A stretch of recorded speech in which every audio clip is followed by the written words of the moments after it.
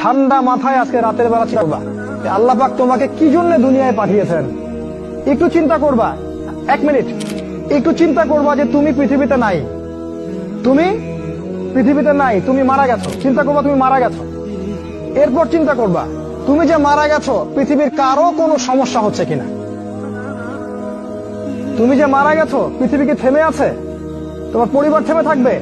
তোমার শিক্ষা, তোমার বন্ধু বান্ধব, তোমার আত্মীয় স্বজন কেউ থেমে থাকবে? কেউ থেমে থাকবে না। তুমি পৃথিবীতে থাকো বা না থাকো কারো কিছু আসে যাবে না।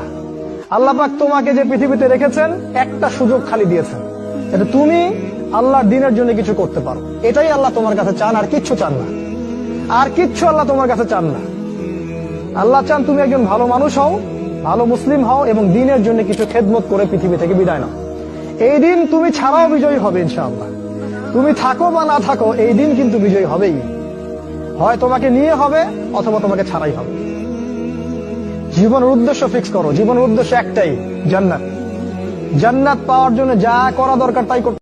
আমি বারবার একটা কথা বলি যে এই দুনিয়াতে আল্লাহ ছাড়া আমাদের আপন বলে কেউ নাই। আপনি যাকে আপন মনে করেন না কেন, আমাদের সম্পর্ক আছে বাবার সাথে, মায়ের সাথে, স্ত্রী সন্তানদের সবার সাথে, আমাদের হক আছে, অধিকার আছে, সব ঠিক আছে। বিশ্বাস করেন আল্লাহ ছাড়া আপন বলে আপনার কেউ নাই।